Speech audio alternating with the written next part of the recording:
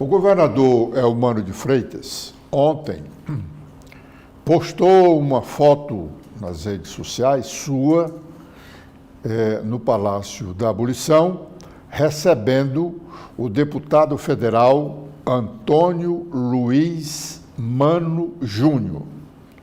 Antônio Luiz Mano Júnior, conhecido como Júnior Mano. Ele já está comunicando a pessoas, o Júnior Mano, já está comunicando a pessoas do seu círculo de relações políticas que será candidato ao Senado em 2026. O deputado Júnior Mano é conhecido operador político do prefeito do Eusébio, Acilon Gonçalves. Ele, deputado federal, foi eleito em 2022 pelo PL, mas está em rota de colisão com o partido, pois no segundo turno das eleições municipais em Fortaleza, seguindo a orientação de Acilon Gonçalves, ele, Júnior Mano, declarou apoio à candidatura de Evandro Leitão, do PT, contra o candidato do seu partido, o deputado federal André Fernandes. Como reação, o PL anunciou a abertura de um processo para expulsá-lo da agremiação. Recentemente, no município de Itaitinga, onde ele tem base eleitoral, numa reunião com aliados, Júnior Mano disse que o ex-governador Camilo Santana comprometeu-se em apoiá-lo na disputa por uma vaga de senador da República nas eleições de 2026. Sob a alegação, disse ele, para os seus correligionários, a alegação do Camilo é que ele, Júnior Mano, é uma das futuras importantes lideranças políticas do estado do Ceará, pois vem mostrando nas eleições que disputa ter um crescimento de votos muito grande. Para a sua primeira eleição, ou para o seu primeiro mandato de deputado federal, em 2018, Júnior Mano conseguiu 67.917 votos. Já para o segundo mandato, ele conseguiu, em 2022, 216.531 votos. Ele não tem, para uma boa parte do mundo político cearense, ele não tem uma boa imagem como parlamentar. Em 2026, o Ceará, como de resto, todos os demais estados brasileiros, 26 estados e o Distrito Federal, elegerão cada um 2 senadores. No Ceará, com o compromisso de apoio de Camilo, já são vários os candidatos ao Senado. Como serão eleitos 2 senadores, cada partido poderá indicar 2 candidatos.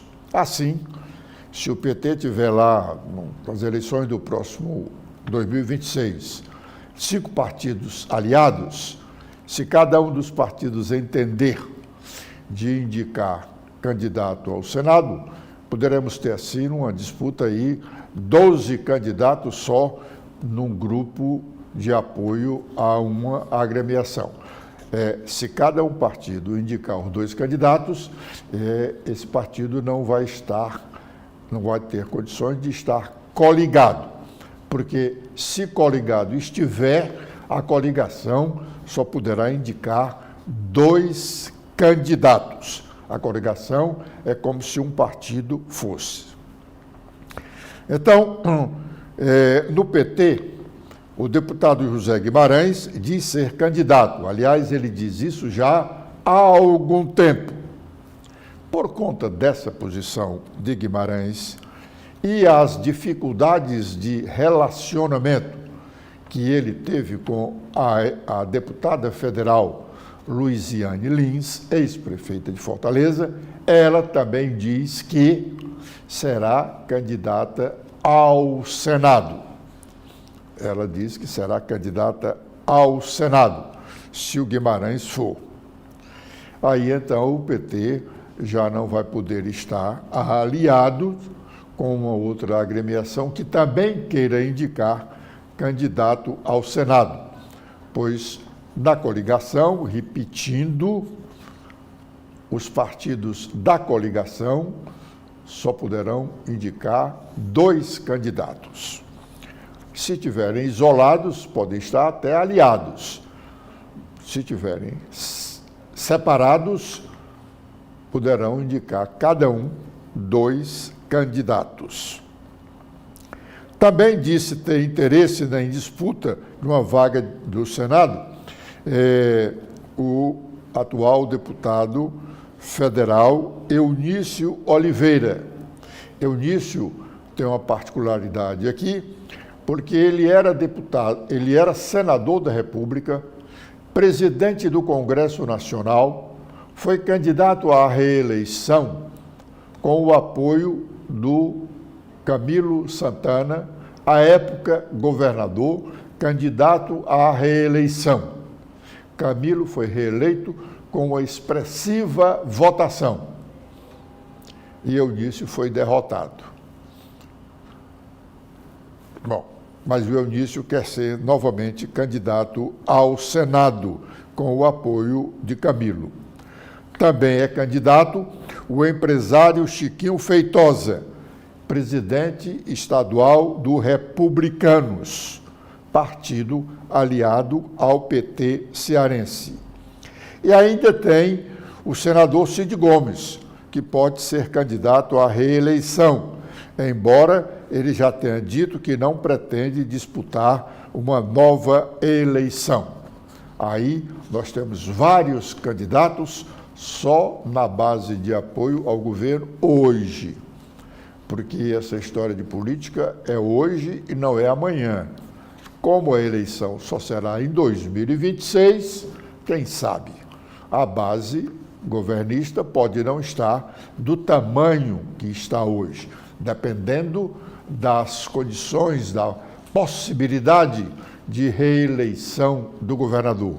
Se tiver claro que ele tem uma reeleição provável, aí não, a base continuará forte. Mas se houver alguma dúvida, aí a base já não estará tão forte quanto agora. Isso nós estamos falando na situação. E a oposição? A oposição quer ter um candidato ao Senado.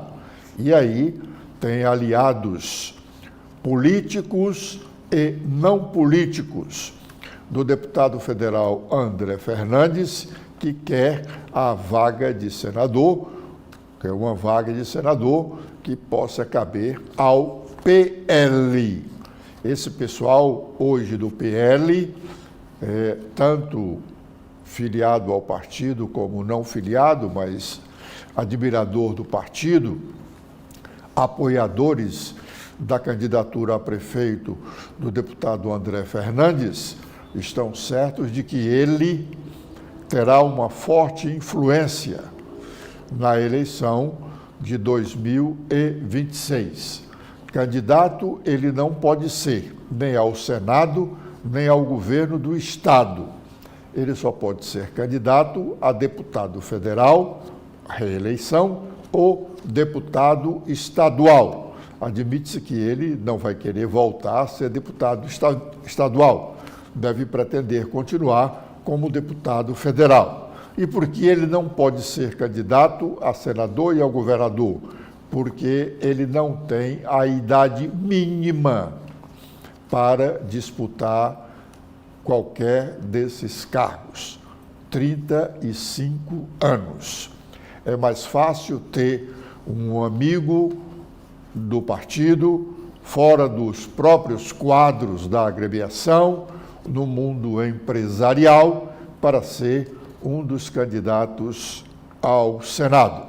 E, numa disputa assim, é possível que tenha alguma chance, como teve o Eduardo Girão, que foi o responsável pela derrota do Eunício Oliveira. O governador Eumano de Freitas nomeou ontem o Valdemir Catanho para voltar a comandar a Secretaria de Relações Políticas do Governo do Estado. Ele havia deixado o cargo para se desincompatibilizar, vez que era candidato a prefeito do município de Caucaia. Não logrou êxito a sua candidatura, portanto, volta ao governo do Estado. Ele é uma pessoa ligada à deputada federal Luiziane Lins. Luiziane Lins andou tendo alguns entreveros nos últimos meses com pessoas do PT, mas manteve a sua relação com o governador Eumano de Freitas, um antigo aliado do seu grupo político. Eumano foi liderado por algum tempo por Luiziane Lins. Foi por ela candidato, com o apoio dela, candidato a prefeito de Fortaleza, depois candidato a vice-prefeito numa chapa encabeçada por ela. Uma candidatura de Eumano à prefeitura de Caucaia não foi de bom grado para Luiziane, até porque essa candidatura dele lá à prefeitura de Caucaia foi estimulada pelo ex-governador Ciro Gomes. Ciro Gomes apoiou a indicação de Eumano para ser candidato a prefeito lá em Caucaia. E o seu irmão, que estava no governo do Estado, o Cid Gomes, votou contra a candidatura de Eumano lá para a prefeitura. A volta, então, de Catanho para essa importante secretaria do governo, nesta segunda etapa do governo, quando o governo, se o governador realmente pretender ser candidato à reeleição, a importância dela será significativa.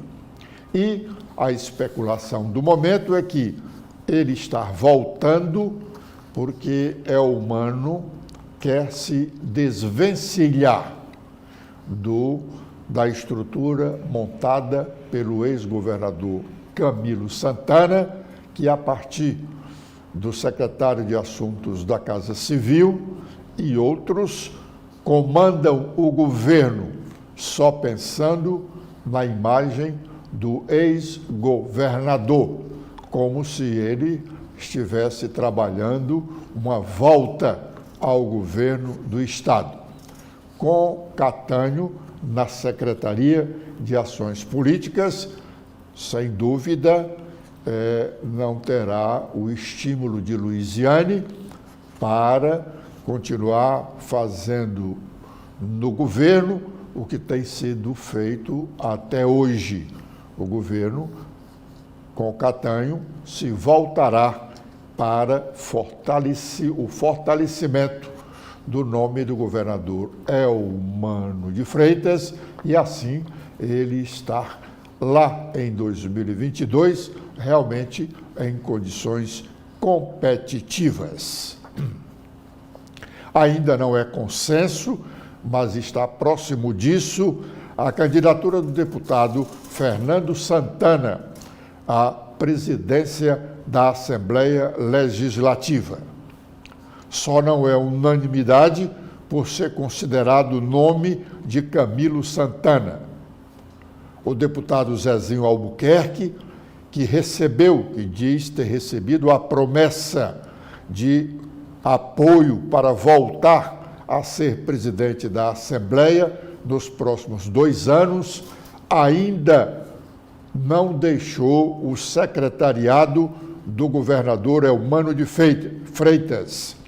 Ele é secretário das cidades.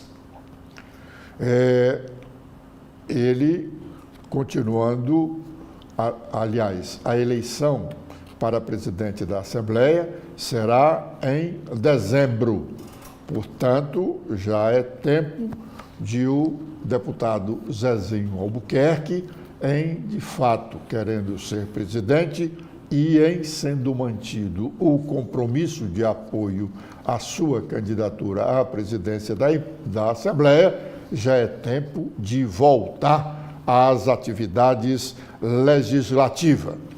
Esse compromisso de apoio à candidatura de Zezinho Albuquerque para mais um mandato como presidente da Assembleia aconteceu ainda em 2022, quando o próprio governador Eumano de Freitas, deputado estadual, com Camilo Santana e o atual presidente da Assembleia Legislativa, arregimentavam forças políticas para manter uma candidatura ao governo do Estado contra o PDT, que até aquele momento ainda tinha fortaleza para disputar o governo do Estado.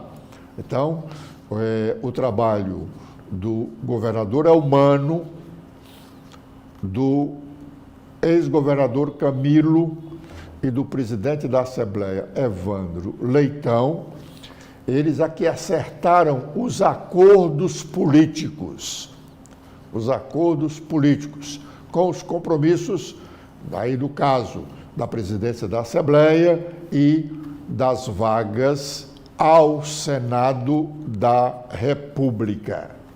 Se o compromisso será cumprido ou não, são outros 500.